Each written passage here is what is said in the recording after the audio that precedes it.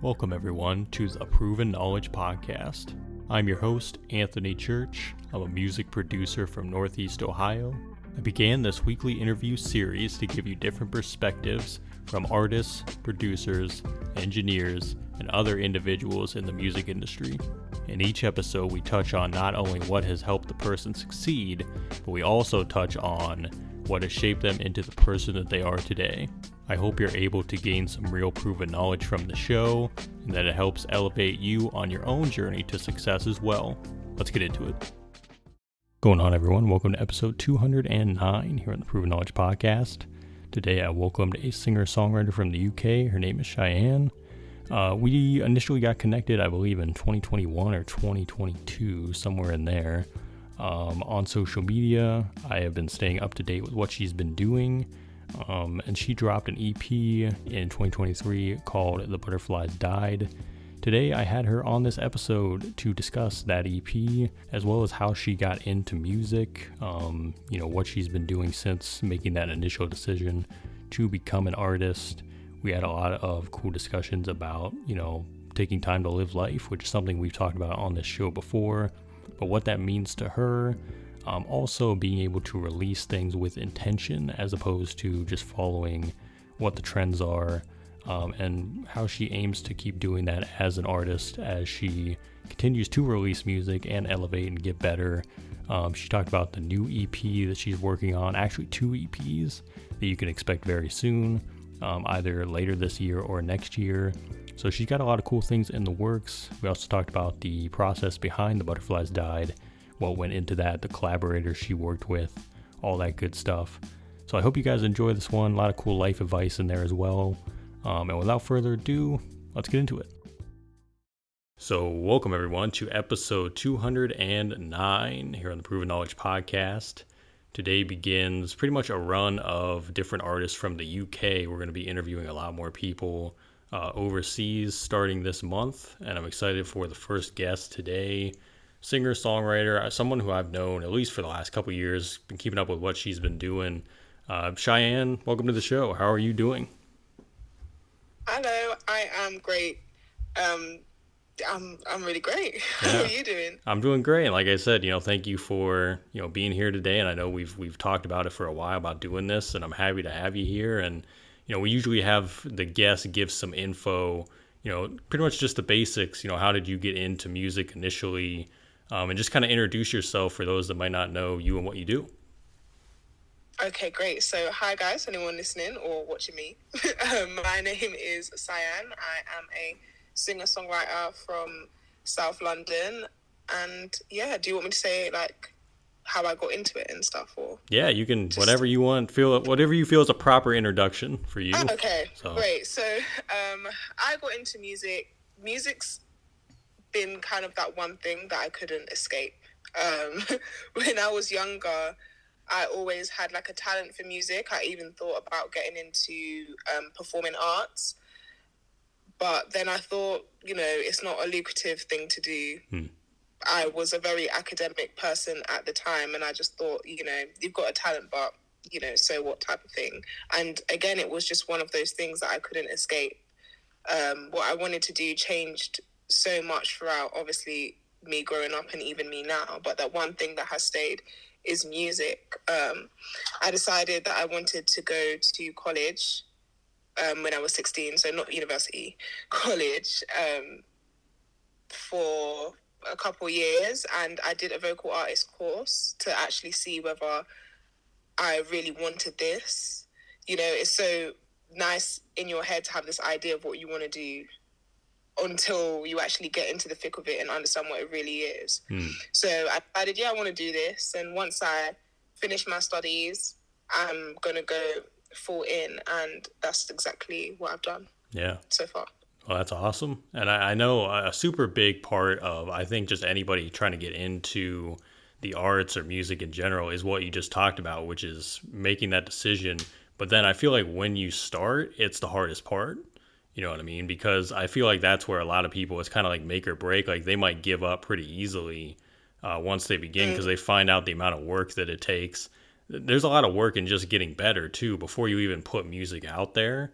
And then it's like, wow, there's Absolutely. so much stuff that goes behind like pushing a project or pushing even an initial single. So, I think just you being able to take that leap of faith in the beginning is super great. And obviously, we know you've already put out a project in the last couple years here, and it's the EP, The Butterflies Died, which came out last year, I believe, last summer. Yeah, yeah. So let's dive into that a little bit. Talk about the process behind it, doing that. I know you pushed that pretty heavily because I would see it all over my timeline. You did like different Yeah. content for it. Like, what was the whole story behind that?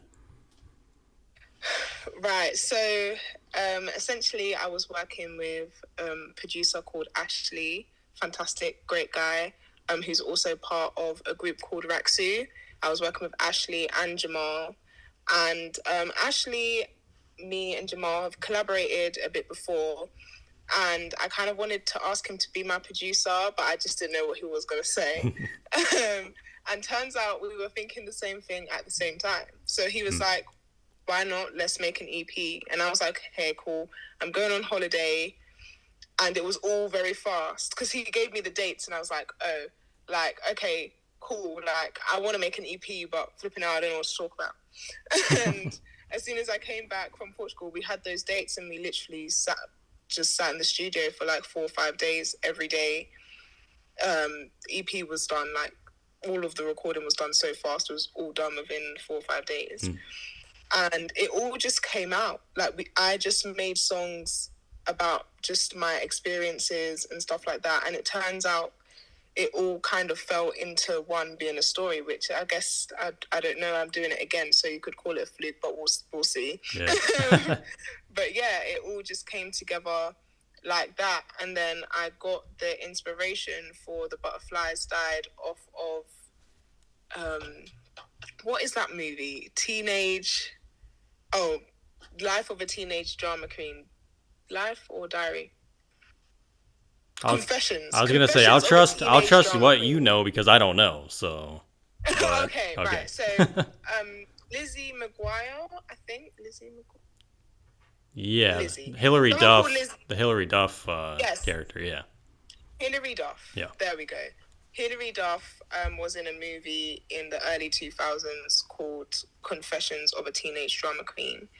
And as soon as I was watching a lot of movies at the time and I saw that come up and I was like, oh my days, I need to kind of base my rollout around that kind of idea, because essentially when you listen to my songs in that EP, that's what it sounds like, Confessions of a Teenage Drama Queen, because it sounds so deep, but it's just really not. All of those people that the songs were about, I don't speak to, don't feel anything about, like, it's just really not that deep. It's just one of those things of being a teenager. So that's why I decided to base like the cover art and artwork and stuff very around that. I was very specific about what I wanted. And then The Butterflies Died. Obviously, that's the second to last song on the EP. And I wanted to call it that simply because I felt like the whole thing was like a story and it kind of ended with the butterflies dying. So, yeah. That's how that came about. And that's a lot of ground to cover in just what it was. I think it was 6 songs total. Yeah. So it's crazy to be able to do that in just such a short amount of time, because it's pretty impressive when you can tell those stories with just a few songs and be able to do that. Sure. And for you, it sounds like, having that other person there to kind of, kick those ideas off of and they give ideas back. That was super important in the process too. Oh, so important. Yeah. I mean, I've been so lucky to work with so many talented people, not just producers, but also other artists and stuff like that, because that really just helps spur you on when you have people who are really talented, but also equally excited to make music. Like, these people come into the studio so excited to make music, so excited to just be there. It's not just, we're going to come here and we're going to make some songs, sit down for hours and not do anything. Like, we're genuinely having conversations and relationships outside of what we do as well, which really helps. Like, coming to the studio and just feeling comfortable enough to write anything, whether you think it's a silly idea or a good idea, and just explore, has been an integral part of just me making music. Yeah. And being able to find the right collaborators is such an important part of it all too. For sure. I gotta know, sure. because it was your first project, your first like real offering. Did you feel any pressure like on yourself to make it exactly what you wanted? And at the same time, did those people help kind of take any of that pressure away as well, like while you guys were making the project?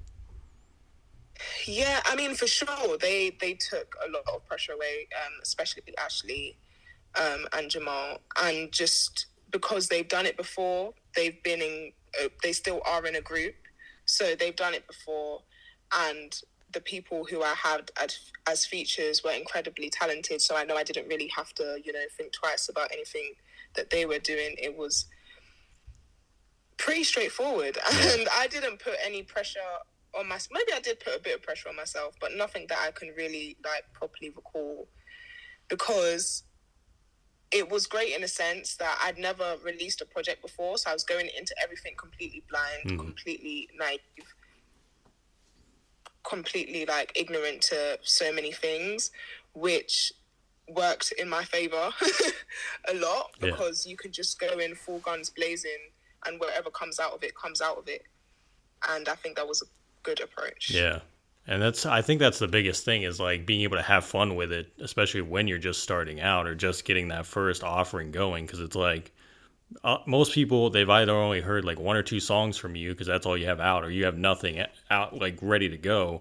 So it's like you can do Yeah. those sorts of things, especially at the beginning. And a lot of people just put so much pressure on themselves, and they might not even put it out at the end of the day because it's like, oh, I don't feel Yeah. like it's ready or whatever. But I think Yeah. you're like what you went through to get to that end goal.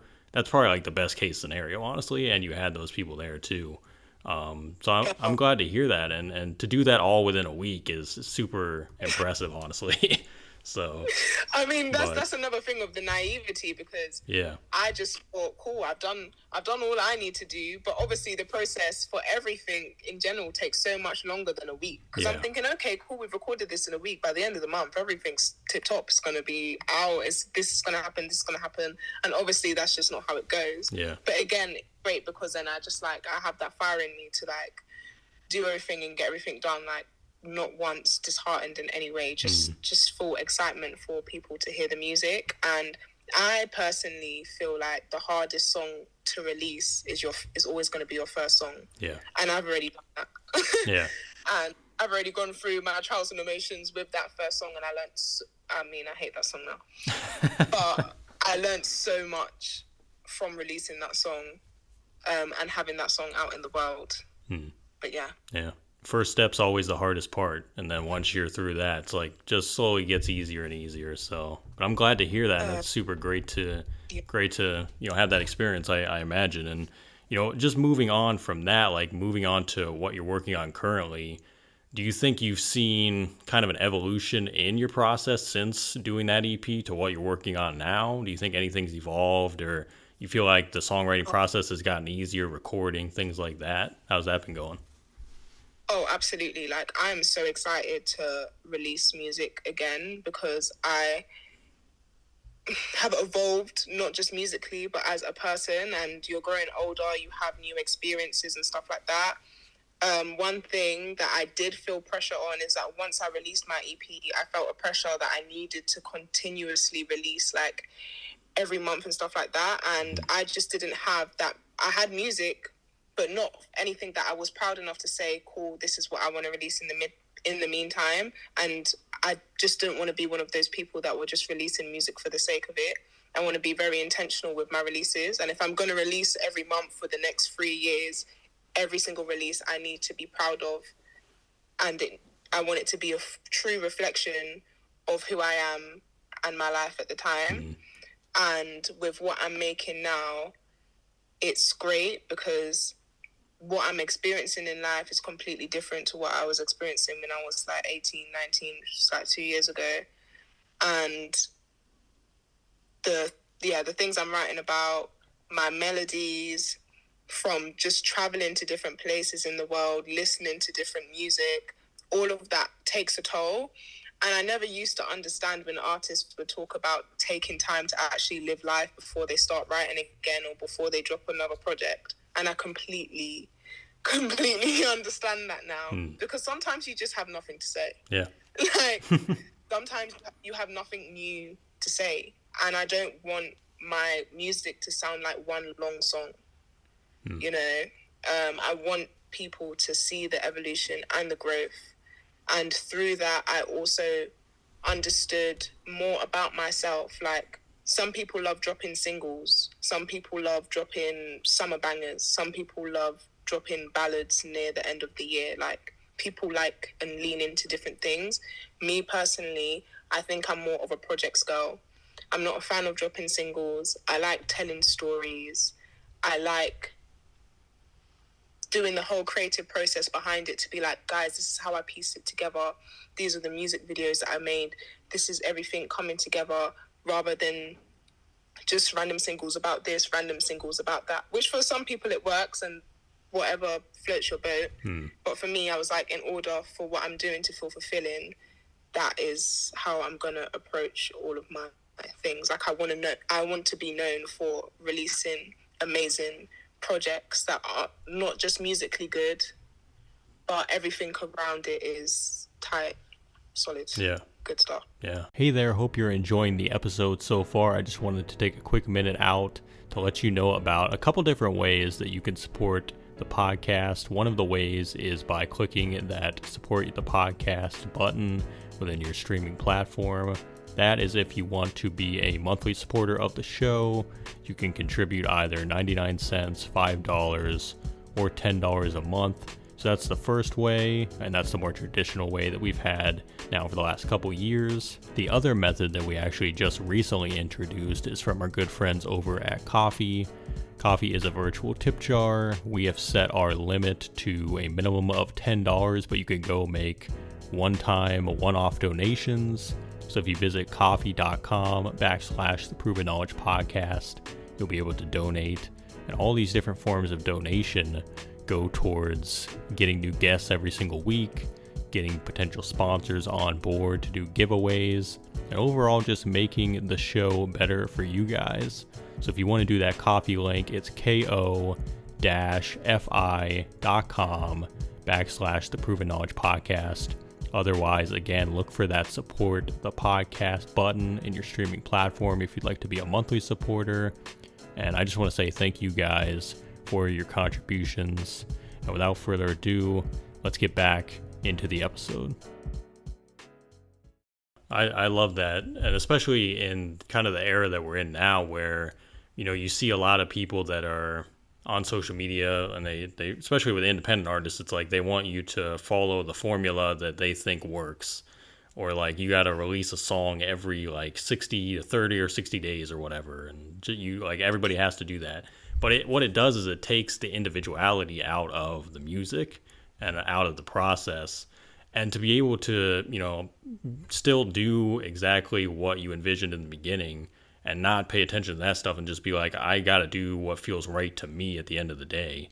I think that's what it's all about. And I think that's what separates, the people that will be around for a long time from the people that are just like following the trends or following what's popular now.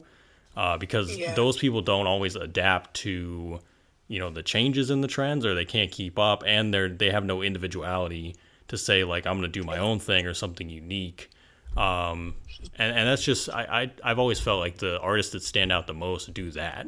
And that's what you're talking about, which is, it has to feel right to you. You're not just going to throw anything out there to people.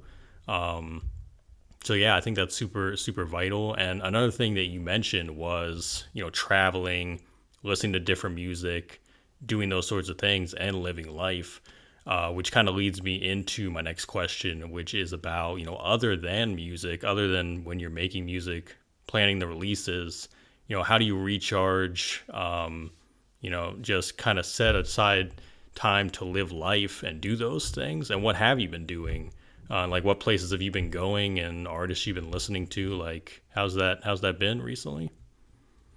Yeah, I've just, I have low iron. If I have spare time, I'm sleeping. Yeah. I feel that. I am probably sleeping or thinking about where I want to go to next. I am somebody who finds it very hard to relax and live a stress-free life. I'm working on it. Hmm. The only reason why I'm working on it is because I actually physically harbor stress in my back. So it's actually painful when I'm stressed, which is not helpful Yeah, no. at all. But other than that, just been like spending time with friends, traveling. I recently went to Ibiza. I went to Morocco last year, Portugal. I went to Amsterdam. I've been listening to a lot of German music. Sosola M is who I'm listening to a lot more, and he's German. Don't understand what he's saying. Haven't even looked for a translation, but it sounds flipping great. Yeah. I've been listening to Spanish music,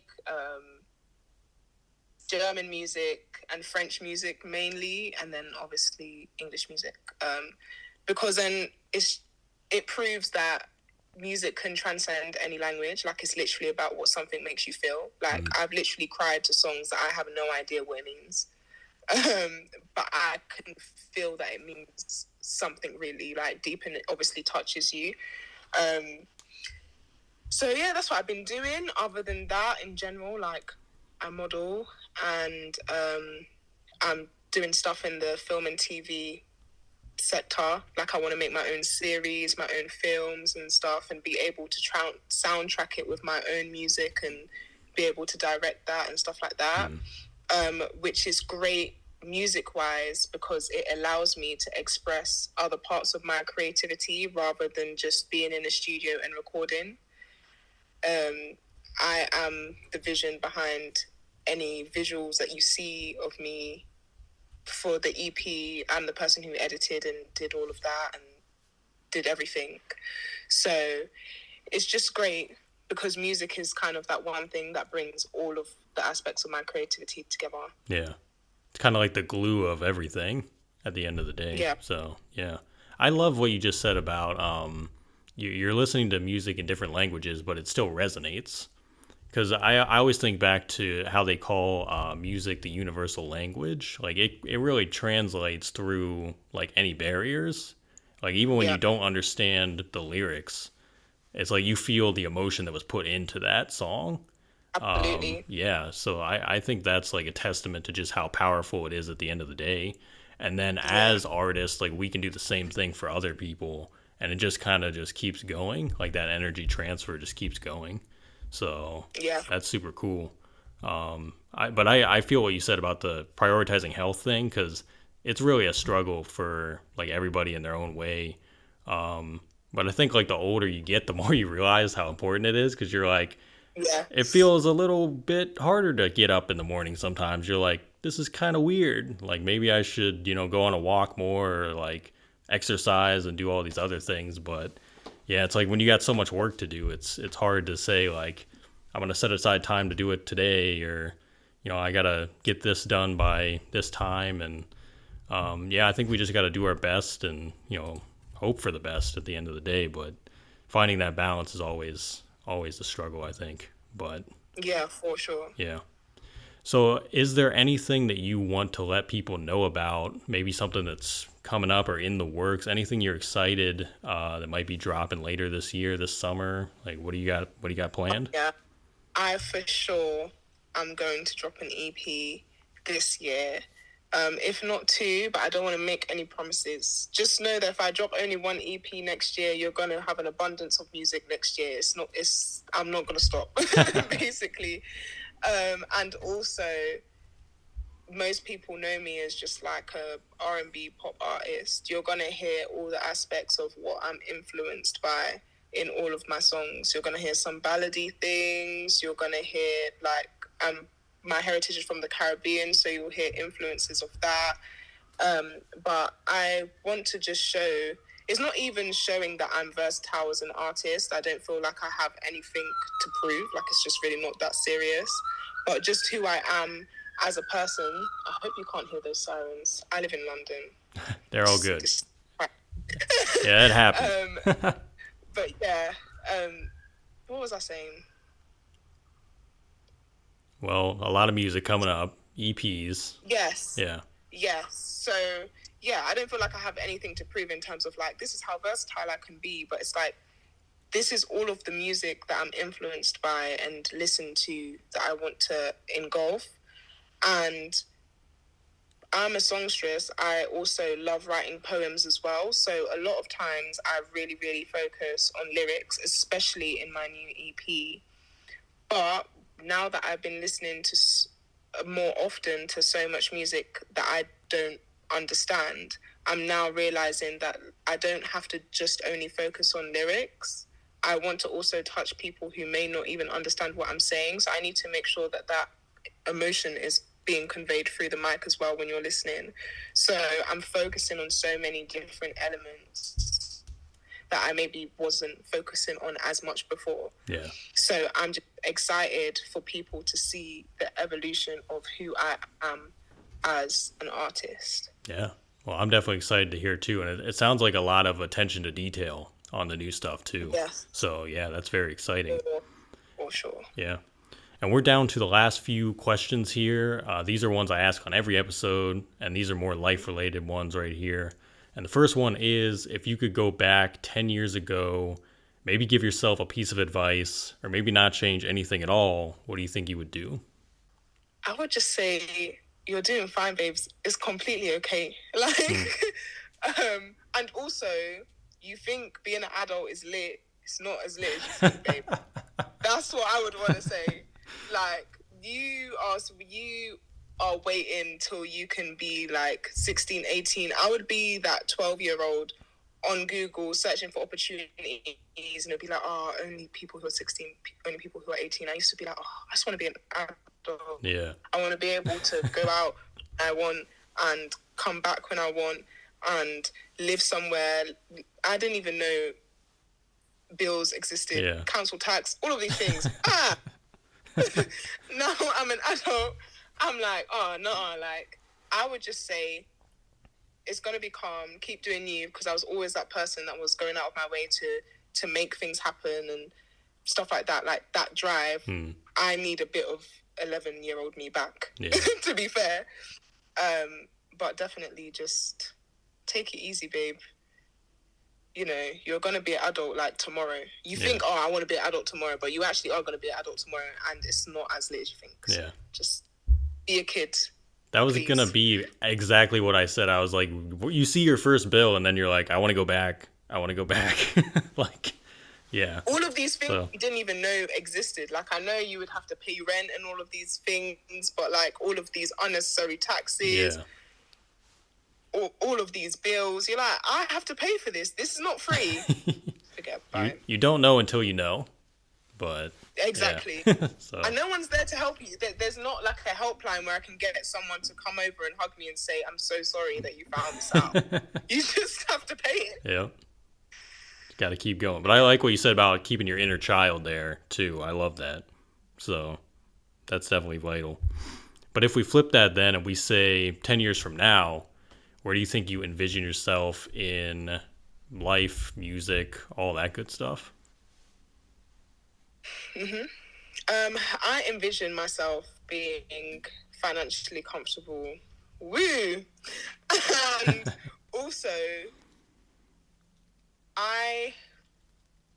one of the things that is on my goals list of this year that I want to carry throughout the rest of my life is the comfortability and ability to say no and know that you're going to be fine. Like, I'll expand. It's just like sometimes you take opportunities, whether it be money opportunities or career opportunities that you might not necessarily want to do, but you feel like you have to do it either because you're desperate for the money or you feel like something's not going to work out if you don't do it. And the ability to say no is fantastic. Like, and it just is a testament to your life, how you live your life, and just how talented you are in the areas that you are. Like, sometimes I watch interviews and actors or singers will speak and they'll be like, yeah, I got like offered to do something for 5 mil and I just turned it down. I just didn't want to, or it was just against kind of what I wanted to do. And as somebody who's never had 5 mil in their life, I'm staring at the screen thinking, babes, give me their number. I'll do it. Do you know what I mean? But that just goes as a testament to show that, like, they're comfortable enough and secure enough in all areas of their life to say, no, I just don't feel like doing it, so I'm not going to do it. Yeah. And that's where I want to be in 10 years. Yeah, definitely super, super vital for anyone, I believe, at the end of the day. Yeah. And do you have any final words of wisdom today for the listeners?